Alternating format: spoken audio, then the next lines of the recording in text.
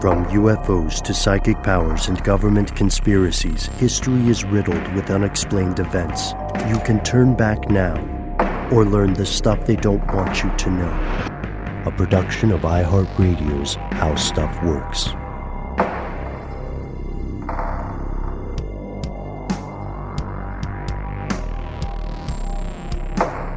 Hello, welcome back to the show. What's your name? My name is Matt. My name is Noel. They call me Ben. We are joined as always with our super producer, Paul, Mission Control Decant. Most importantly, you are here, and that makes this stuff they don't want you to know. This is an episode that we've received numerous requests for, and Matt, if I recall correctly, at least the two of us, we were both surprised that we had not done this yet. Is that accurate? Yeah, we're having many echoes of videos such as the Project Artichoke several-part series that we made in the past, and we've mentioned MKUltra so many times on this show just as a throwaway mention of mind control whenever we bring something even closely related to that, or kind of related to mind control. We always joke, MKUltra, right? Right. But we've never put it all in one thing. So here it is, MKUltra 101. For a lot of us listening today, it's true that there has been a war going on somewhere on the planet for every moment of your life. Not all wars are created equal, of course. Some are fought out in the open, massive waves of soldiers crashing against one another in the blood and the dirt. Others, of course, are fought through proxies, where it's where foreign powers turn a third nation or country into a battleground, and mercenaries disguised as student activists or freedom fighters kill one another while the people who live there look on helplessly. Others, of course, are fought surreptitiously in the shadows, kind of a spy versus spy thing. And if you were born after World War II, that means you were alive during what we call the Cold War, this long-running ideological hegemonic conflict between the USSR and the West. Most mainstream thought will tell us that this Cold War ended with the fall of the Soviet Union, although some people will quietly assure you this war continues today. And a lot of those people, under some people, are Russian, pointing that out. Yeah, and or just people who work in the State Department. And perhaps those as well. Yeah, yeah. So intelligence agencies on both sides of the Cold War tried to get any sort of edge they could. Better technology, better access to resources, better propaganda displays like getting to space, landing on the moon. Oh, I was thinking about digging a giant hole and going as far as you can into the earth, just as a fun thing to say, yeah, we dug the biggest hole. What's up? I know Russia has done that. Yes, that's true. That is a true story. There's another aspect that we don't talk about as much, perhaps, as we should, which is gaining better control over people, regardless of where they live or what they do. And today's episode, as you said, is ultimately about that last idea. How do you best control people? The CIA pursued this question through a series of programs collectively known today as MKUltra. Here are the facts. Actually, no, we have to skip it for this one. Here's where it gets crazy. Gosh, straight to crazy. Yeah. Dang. So here are the two dates you need to know, but then there's a third one. And it sounds complicated, but it just means shh. From at least 1953 to 1964, officially wrapping all the way up in 1973, the CIA used various front companies and the like to conduct at times illegal experiments on unwitting human subjects. And this included exposure to things like illegal drugs, LSD, other chemicals, and a large dollop of what we would consider to be social manipulation. Absolutely. And the aims of these programs all varied. They ran the gamut, but they also shared a common theme: to explore previously unexploited ways of influencing human behavior. Can we actually brainwash someone? Can we genuinely hypnotize someone? Can we make them tell the truth? Or can we implant some series of future actions in their mind? Ooh, false memories, Manchurian candidates. Yeah, I was going to say, I didn't want to say it. Oh, did I spoil it? It's okay. We're going to talk about it. Trigger word assassins. Mm-hmm. Ladies in polka dot dresses. There we go. Inception-style dream exploration. Mm-hmm. There you go. Mm-hmm. And for years and years and years and years and years, rumors about this kind of nefarious activity floated around in the counterculture of America. The mainstream largely dismissed it until the 70s when a New York Times journalist named Seymour Hersh, who will be familiar to longtime listeners of Stuff They Don't Want You to Know, published a story in 1974 detailing how the CIA conducted non-consensual drug experiments and illegal spying operations domestically on U.S. citizens. Would later come to find that Canadians were victimized as well. The Spook Squad flew out of the country to experiment on some folks they considered representative of a communist bloc. So this allegation hits in the 1970s, as we said, with the New York Times publishing it.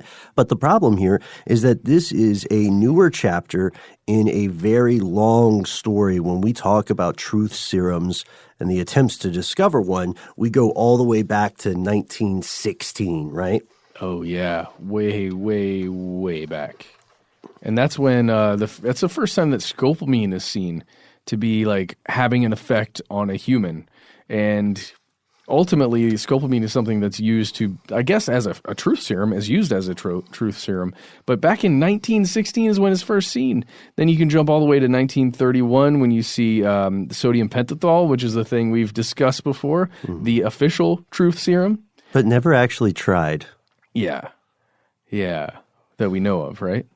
Oh, yeah, that I know of. Who knows? And then since 1942 on, the U.S. government has been interested in this kind of stuff, right? Especially originally under General William Wild Bill Donovan. So this stuff has occurred. It's just most people didn't know about it.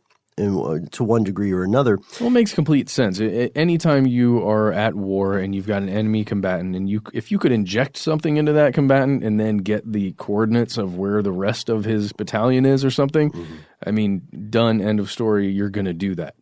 Absolutely. And in his article, Hersh also talks about how they managed to bring these details about MKUltra to light. It looks legit. His sources are right. He's walked through the process. You can see chain of custody for all the stuff he found. And then primarily he found it through a government mistake. This was never meant to be discovered. But the discovery resulted in calls for an investigation. Eventually, even Congress paid attention, which is unusual for Congress. They held a hearing on this in 1975, the famous Church Committee, and they had Senate hearings just a little bit later. That's right. The later hearings only occurred after a FOI, Freedom of Information Act request uncovered a cache of 20,000 documents that were related to Project MKUltra. And according to that report, MKUltra was meant to develop, so the words of the report, develop a capability in the covert use of biological and chemical materials. Pretty vague. Doesn't really tell you what they were going for. Covert, secret use of some biological or chemical materials, but to what end? But what they were referring to was mind control efforts, and they started in earnest in 1949 under the name of Project Bluebird. Which has been talked about pretty extensively on the show. More back in the video days, I would say, right? Yeah. Yeah, I think we mentioned Bluebird when we made the artichoke videos. And there are a whole bunch of those code names that we can get into maybe a little later. But Bluebird was a big one. And Bluebird was reactionary, right? Mm-hmm. Yeah, it was in reaction to the, quote, bizarre conduct of a cardinal by the name of Mindszenty at his trial in Budapest when he confessed to treason. He clearly, in their minds, he clearly appeared to have had brainwashing techniques applied to him. He confessed to stuff he demonstrably did not and could not have done. Yeah. He claimed that he was going to topple this one regime to bring in, I guess, capitalism, and then he was going to supplant the United States after it was a one-world government and become the supreme authority of the country himself. It was very strange. But yeah, they thought they have done something to this guy's mind, and we need to be able to, well, the way they phrase it is, we need to be able to stop it. Or we need to know what they're doing. What they really meant is we need to have that capability. So they started contemplating behavior control for offensive purposes. They were at least partially motivated by fear that China and the Soviet Union had already made significant breakthroughs in this field. I would say they're probably terrified of that. Yeah. And here's the thing. Although it sounds like a rationalization, at this point, the CIA history vindicated them. Mm-hmm. They were correct. The Soviet Union had been conducting wholly independent research along the same lines with a lot of extra parapsychological stuff thrown in. And they had a decades-long jump on Uncle Sam. All in all, as far as we know, they spent at least $1 billion. It's still even more enigmatic than MKUltra. We don't know when it ended, but we know they called it Psychotronics. Psychotronics. Such a cool name. And we have there's a record store in my hometown called Psychotronic Records. Whoa, Soviet front. Yep. Dude, watch out. It's very small. I don't know where they would hide it. Maybe it's subterranean stuff going on. It's always the Totally, basement with Russians. Well, that is a great video. A couple of videos we've made, and I think an episode. We did a full episode on that, didn't we? Psychotronics I hope audio so. episode. Yeah. Well, if not, it's coming soon. And that was fascinating because it's looking into everything. Right? It was like Stargate, like Project Stargate was almost to the United States, where we're looking at psychic soldiers and all that stuff outside of just truth serums and LSD and effects of the mind. Right. It's interesting because in the U.S., these were more compartmentalized. Like when Noel and I interviewed Russell Targ earlier, and he was talking a little bit about Project Stargate.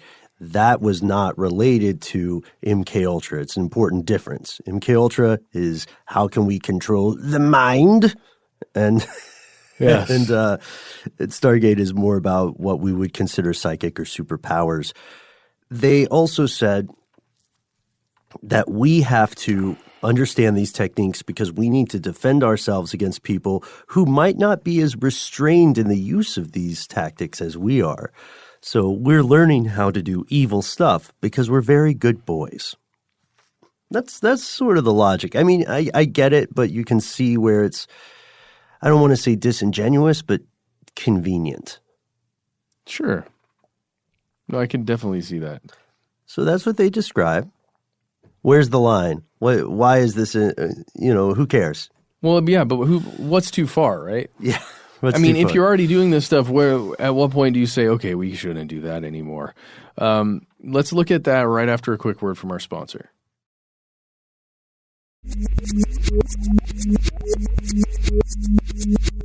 I mean, it's a good question. There's nothing wrong with secret government projects, legally speaking. As we listen to this episode, no matter where you're listening, where you're located, or what you consider your home country, we can virtually guarantee you that they are up to something. And it is occurring in secret because it's meant to protect the government, the employees of the government, and citizens of the country. And they call it national secrecy. The problem here is that despite that theory, in practice, secrecy is often used to hide acts that would be crimes if anybody else in the country committed them. The CIA was doing stuff that would give people life in prison with no parole. Oh, for sure. I mean, let's say, for instance, that we catch a wild hare and we go around sneaking drugs in people's food here in Ponce City Market. If we got caught, we'd go to court. Those rules are just different when it comes to government-sanctioned acts. We would go to court and probably just go straight to jail, no matter how we pled. Straight to hell. Yeah, and well, again, and we're kind of like joking about it in a way, but this is exactly what the Central Intelligence Agency did. No, absolutely. They put stuff in people, and those people had no idea.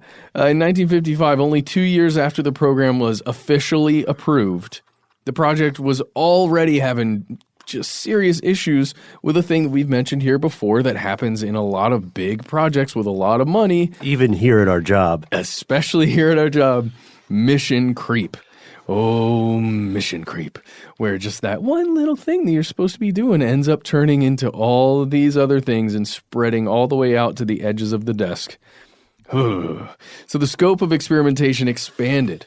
And it was, they were trying to find, well, let's call it this, discovery of the following materials and methods, including those which will promote the intoxicating effect of alcohol. That sounds nice. So make you more drunk more quickly, more severely. Yeah, that's nice. Which will render the induction of hypnosis easier or otherwise enhance its usefulness.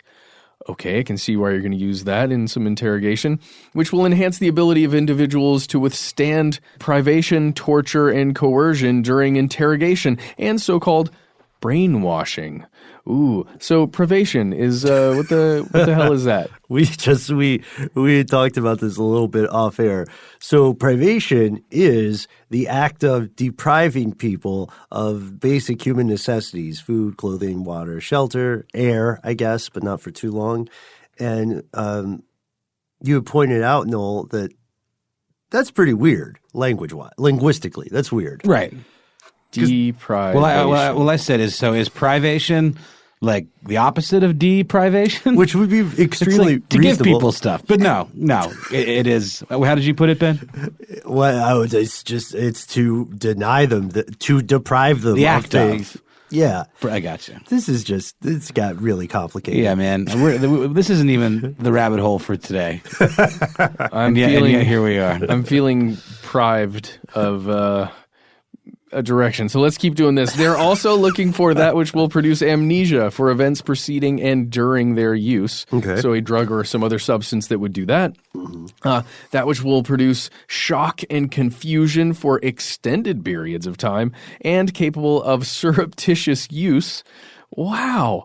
This sounds like just the best stuff ever. That which will produce physical disablement, such as paralysis of the legs, acute anemia, etc. It's like Rohypnol, essentially. That's exactly. They're describing Rohypnol or some other drug with amnesia. Disable you a little bit. Yeah. And then let's see. According to the hearing report, 86 universities or institutions were involved.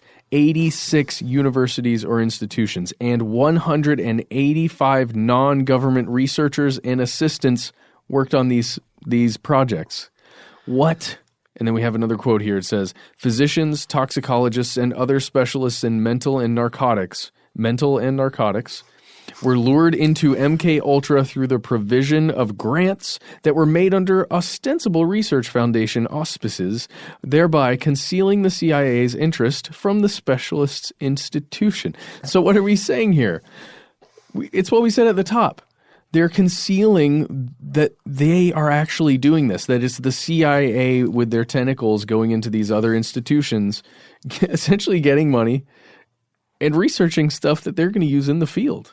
Right, but they don't think they're working for the CIA. They think they're working for, like, the American Foundation of Totally Legitimate Benevolence. Oh, you mean the specialists and the toxicologists, other people who are working with the drugs and with the methods. They don't know. Exactly. So it's the CIA, like, again, it's like the black tar or the black goo in X-Files. It's just like seeping in, finding its way and infecting people without them knowing it. The pink slime in Ghostbusters 2. Very similar. Mm-hmm. Yeah. A force for both good or ill. Sentient goo. So for members of Congress, this was just SOP, standard operating procedure. CIA had not inherently crossed the line by conducting these experiments in secret, by lying to the scientists or the researchers. Instead, they crossed the line when they didn't inform volunteers. This was also, this is taking place right after Watergate. So a distrust of the government is at an even higher mainstream level than before. So in his opening remarks during the hearing, Senator Edward Kennedy described MKUltra as an extensive testing of experimentation program which included covert drug tests on unwitting citizens at all social levels, high and low, Native Americans, and foreign. Several of these tests include the administration of LSD to unwitting subjects in social situations. What I did there, you guys, was Fred Gwynn from Pet Sematary. That's the closest thing I can do. Barry Yarrow. Yeah, Barry Yarrow. Did you notice in the trailer for the new one, they don't say the soil is sour anymore. They say the soil is bad. Yes. No. That turned out, I was like, I heard it's really good. Not the soil, but the remake. film, I heard it's quite good. All right. So what he means by this, and that off air, Matt and I to try He to like coached me a little bit. I don't know, as long as you didn't feel bullied. It was just a great voice. I appreciate great. that. I didn't feel bullied at all. I never feel bullied by you guys. Okay, good. Awesome. I always feel big upped by Good. you guys. I mean, As you should. I think you're the new Kennedy for the show. But he's making a good point. Despite our compatriots' mellifluous and beautiful reenactment there, Kennedy was saying stuff that had substance and presented a clear and present ethical danger. There were not medical professionals around for a lot of this dosing. The CIA agents doing this and their proxies were not doctors. Often, at least one person went to the hospital, probably more.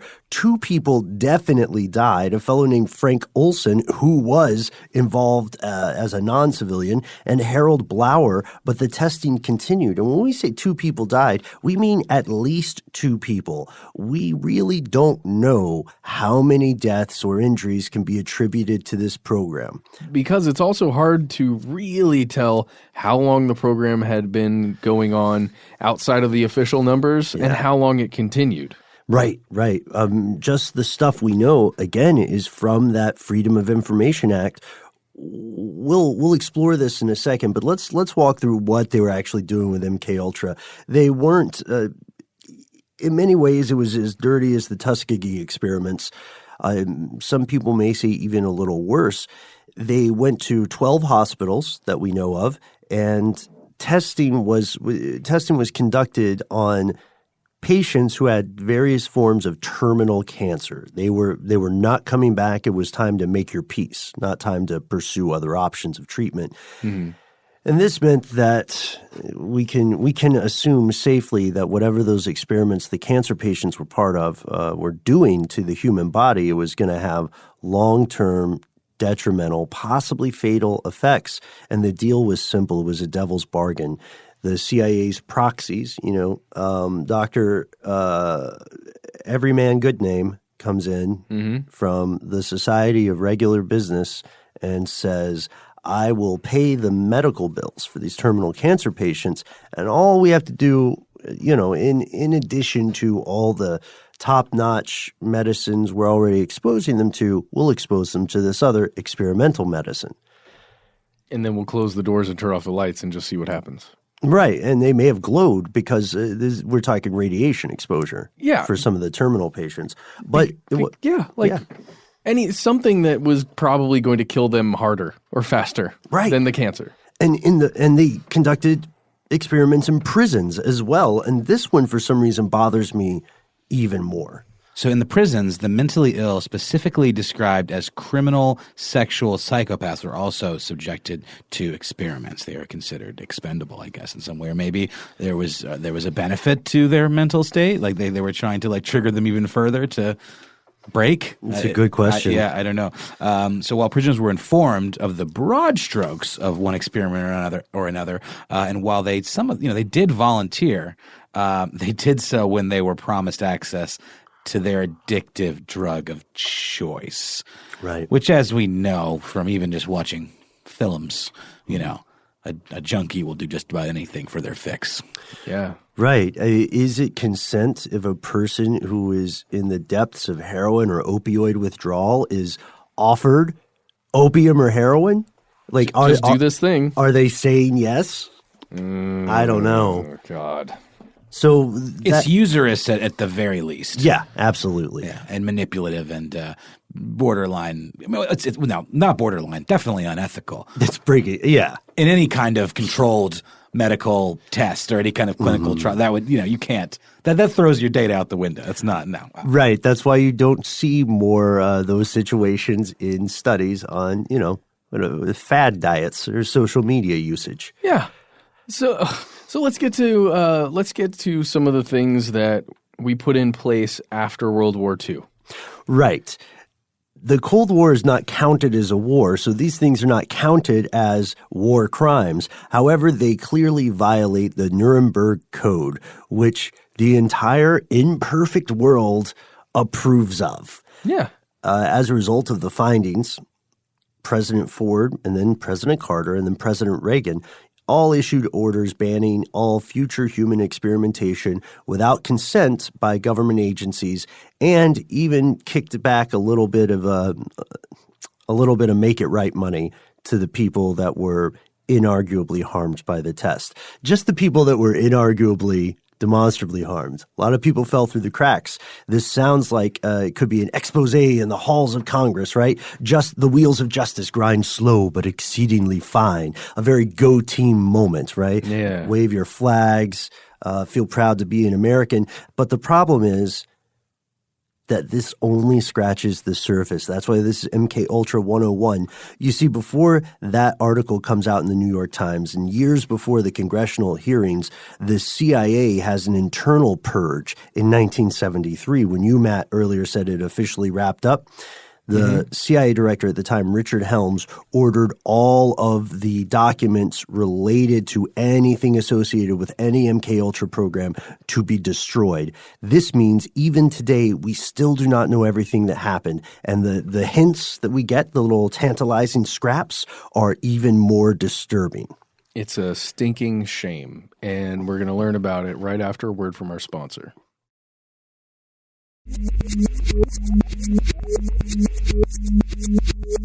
Here's where it gets crazy. Again. Yep. Love it. Double crazy.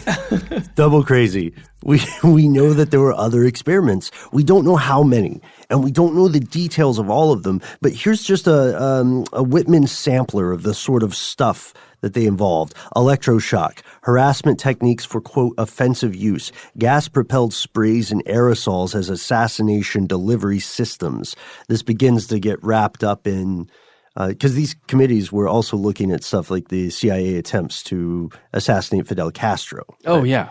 Can we talk about what you said, harassment techniques for offensive use? Right. Really fast? Yeah. A lot of times, or maybe you've heard of this before, something called gang stalking or some of these other things. I can imagine that's where a lot of those feelings arise, or the beliefs that something like that is happening to you.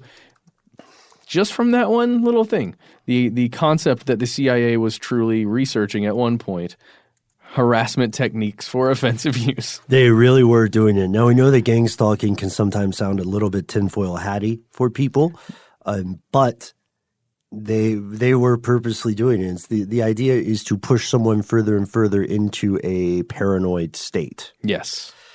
And it works. All right, so scientists were also greenlit for research involving radiation and paramilitary devices and materials. Isn't that nice? Looking into radiation. And yeah, that's good. And going back to your point, Nola, you said about the vague language here, paramilitary devices and materials. Mm-hmm. That could be anything. Yeah.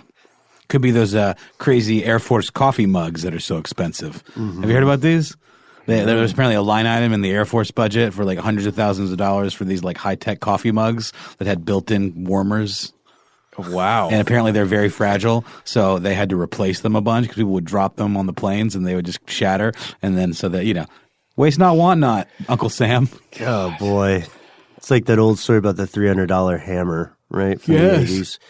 So what we do know is that at least 149 of the MKUltra sub-projects had some kind of connection with research into behavioral modification, drug acquisition and testing, or administering drugs on the sly. Yeah, for all kinds of things, including what you said before again, Ben, assassination delivery systems. Mm-hmm. What does that mean? Assassination delivery systems? Does that mean like a gun?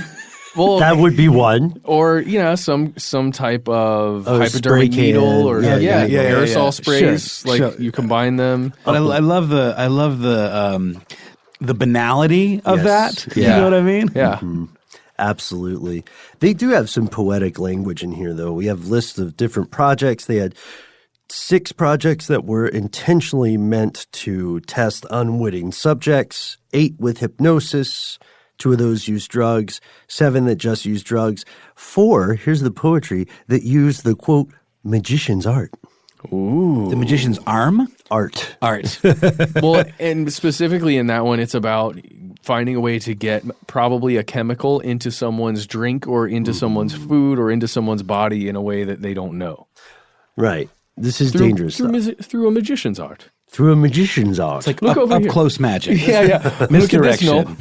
Yeah. You just got darted. I know, Sorry, I bro. totally did. Which, just from the use of that phrase, I don't mean to belittle the horrible things that happen, but just from the use of that phrase, doesn't it sound like one of the CIA people really was just a repressed magician Yeah. or fan of magic? That's right. They wouldn't let him in the Magic Castle. Or what is it called? The Magician's Castle? The Magic Castle. The Magic Castle. Yeah, I have yet to go myself. You have to be invited. You have to be invited. There is a loophole where you can go and get a commemorative photo or something like that. On like one day, yeah. it's sort of like open house at elementary school, Lauren Vogelbaum went. I know she did. She had an in, with some kind of fancy actor. I don't trust stage magicians. It's one of my few prejudices. Yeah. Well, do you recall that our buddy Russell Targ had a fascination with stage magic? Yes. Yeah. Yes, which I do. found very interesting, considering that a lot of people, attribute some of the techniques of stage magicians to cold reading and ways to fake being psychic. I don't think that's what Targ is about, but I do think it's interesting that his mind kind of started going down that path through a false way and then ultimately found its way to a more true way. What he perceives to be. As the true way. It's interesting, not to derail too much, but how you can be intellectually aware of something, but then emotionally 180 degrees opposed to it. Or vice versa. Right. Like intellectually, I understand that stage magicians are normal human beings who get up and have jobs and they're not evil or, I have all these stereotypes about them. Emotionally, I can't get over it. Yeah. Yeah, I feel monstrous about it. And I apologize to any stage magicians listening to the show. Please don't send me videos of your stuff. Oh my gosh. So you're like the whole Categorically. everything about it. Is not into it. I don't know why. You were never into like David Copperfield as a kid. I'm okay with mentalist. Ha. Like Darren Brown for some reason is okay. Interesting. But it's like pull out the cards and then make me tap on stuff. Something must have happened to me. You don't like people to ask you to do stuff either, Ben. I mean, who likes people to ask? It's all in the way you ask. Yeah, it's all in the way you ask. That's true. I agree. But if I just walked up to you and I said, Ben, tap on this deck of cards with 2 fingers, you would probably punch me. I would punch you because now I would know where it's coming from. You'd look at me askance, though. I'll tell you that. Yes, it would be. You would be very askance. distrusting. In the very least, you'd touch it with 3 fingers. It would be like if Matt or I came up to you and we're like, "Hey, man, open this bag," and we had hidden a bird in there. Like, that's not cool. If you guys could see me out there in podcast land, my eyes just went wide like a couple of We would never do little that. saucers. I have nightmares sometimes that there's a bird under my covers. Dude, we will never do that. Thanks, guys. I don't want to freak you out. Did a bird hurt me? Is that what you were going to ask? Don't look under the desk right now. Okay, This is mean, and I'm sorry. Your face was so genuine and scared that I'm sorry. I feel like the CIA right now. Okay. It's okay, Matt. And that's what we just did. We did a thought experiment to let you know how the CIA must feel after being taken to task for a lot of this stuff. and how quickly it got out of control because they were also dosing one another at some point. That was just for funsies, though. It's like, look at Schmitty. He's tripping balls. Where's your stage magic now? Oh wait, he's going outside on the balcony. Oh, shoot. Oh, that's interesting. Another one bites the dust. That, of course, happened, right? Yes. Frank Olson specifically, he was a biochemist at a lab that was conducting those LSD experiments for the government, and the story is still very murky today. I think it's mentioned in that Netflix series Wormwood. So according to Uncle Sam, Olson knowingly ingested LSD, and then because it affected him in an adverse way, he eventually took his own life by jumping from his hotel room on the 13th floor of a New York City hotel, and, he died. However, his family and numerous people don't buy the story. They say that he was dosed without his consent, and that he would never have committed suicide, that he did not have nascent suicidal tendencies. They say he was murdered because he knew too much. The U.S. government gave them a settlement of $7,500,000 in 1975. But, Wow. yeah, wait, though. In 1994, his body's exhumed, and a coroner sees head injuries, and he says, wait, Olson was knocked unconscious before his death. How do you figure that out that long afterwards, after you fell from a really high height? I don't know. I totally hear you. That is crazy, though, right? Yes. Yeah, it's strange, and questions remain. It's also, I hate to say it, man, but it's extremely possible that he was killed and was a cover-up, because Ultra is the above top secret level classification for projects at this time. And this leads us to, the big question. Surely one day there's going to be justice. Not so fast. Yeah, a lot of the scientists involved, honestly, had no idea what they were actually doing, that they were working for the CIA. They knew they were administering something. They knew they were maybe doing it a little surreptitiously, but they didn't understand that it was this kind of thing, right? And they, along with the CIA assets, are legally immune at this point from consequences of their actions. Can you believe that? That's true. Seriously. Yep. They're immune. And here's why. There are 2 lawsuits related to MKUltra that made it as far as the freaking Supreme Court. And the court found in favor of the government twice. Both times. Yeah, in 1985, the court held in a case called CIA versus Sims that the names of institutions and researchers who participated in Project MKUltra were exempt from revelation under the Freedom of Information Act because the CIA needed to protect its intelligence sources. Again, national security. Just throw that up anywhere and you're good to go. And then also in 1987... there's a case called United States versus Stanley. And the court held that this serviceman, someone who was working with them, who had volunteered for a chemical weapons experiment, let's call it that, a chemical weapons experiment. This guy was actually tested with LSD. And this guy was barred from bringing a claim under this thing called the Federal Tort Claims Act. And what is a tort, Ben? A tort is essentially when someone does something bad to you, a bad action. So okay. Tort law is the area of law that protects people from bad acts of others. Historically speaking, citizens in the U.S. cannot sue states because of the concept of sovereign immunity. You can't just sue the state because there are very specific sets of constraints or situations where you can do that. And the FTCA, or Federal Tort Claims Act, is a 1946 federal statute that allows private parties to sue the U.S. in a federal court for most of these tort cases committed by people acting on behalf of the U.S. Oh, it's a little bit of legalese, but that's weird. It. Stanley was attempting to sue, but it was kicked out because it was not because he was not allowed to use the Federal Tort Claims Act. Okay, that makes sense. National security. National security. Twice in a row, 85 and 87. So that's almost where we are now. Today, MKUltra is firmly enshrined in the world of conspiracy lore. There are fictional programs like Wormwood. There are documentaries. There are books ranging from fiction inspired by this to maybe more fringe research that the authors will tell you is true. To all sorts of films that explore aspects of the program or use it as a jumping off point for speculation. But like any piece of folklore, and I would argue there's a lot of folklore around MKUltra, there's an inarguable grain of truth inside the story, and it leaves us with some burning, disturbing questions. First, what happened? That's the easiest question to answer. We will not know. We cannot know. We will never know. We refuse to know. We shut our eyes and ears to the truth. Yes. Well, no, not that. Not really. The first two. We just can't. We can't know because it's going to be sealed. Because they destroyed thousands and thousands of things. And when I say sealed, I mean in a tomb, essentially, of its own burnt up carbon. Yeah, we're in deathbed confession territory. Seriously, those will be the best sources of this. Second question, this is a little depressing. Did any of this stuff actually work? Yeah, some of it. Some of it. Obviously. Most of it didn't. Yeah. But some of it did. Some of it did, right? Yeah, and again, we're not really sure what we'll find unless some of those experiments that they were doing are just redone. a lot. But I guess the big thing is that they never, at least to our understanding, they never got a true truth serum.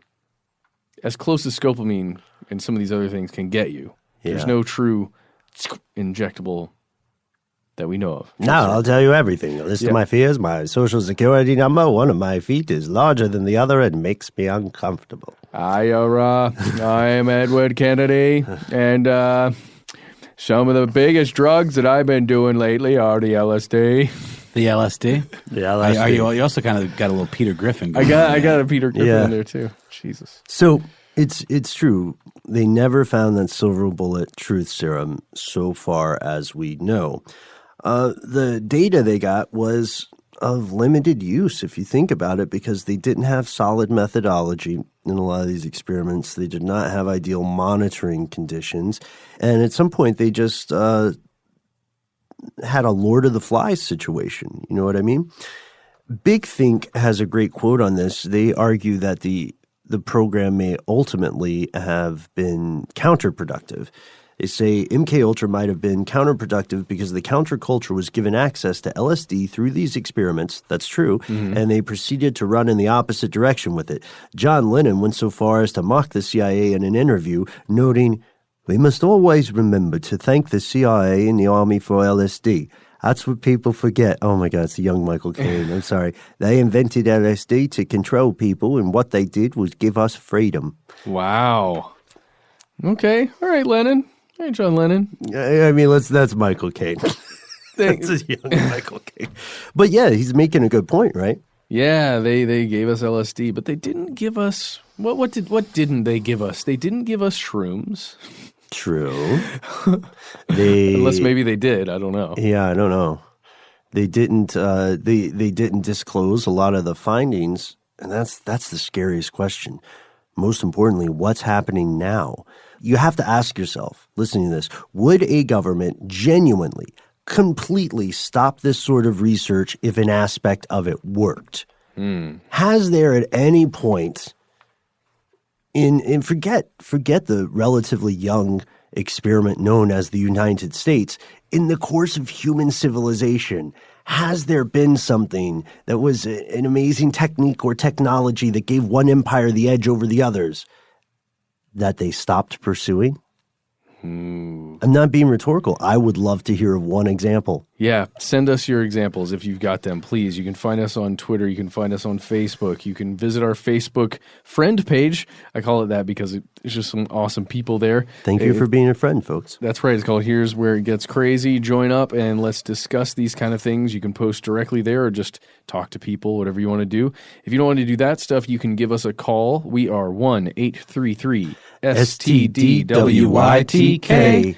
Leave a message. It's a 3-minute max, but you can leave multiples. So do what you got to do. And it might be on the air if you don't want to be named on the air or you want any other stipulations, just specifically say it, because when you leave a message, we may use it on the air. One last thing before we go, just so you know, MKUltra is not lost in the past. In December of 2018, just last year as we record this, declassified documents revealed included a letter to an unidentified doctor discussing work on 6 dogs made to run, turn, and stop via remote control and brain implants. That's where they were in the 60s.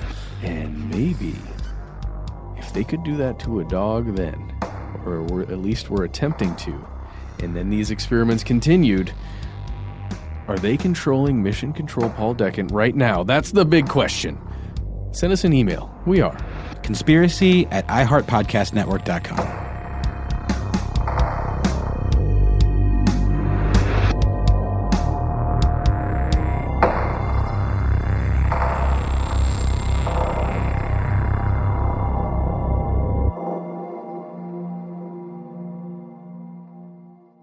Stuff They Don't Want You to Know is a production of iHeartRadio's How Stuff Works. For more podcasts from iHeartRadio, visit the iHeartRadio app, Apple Podcasts, or wherever you listen to your favorite shows.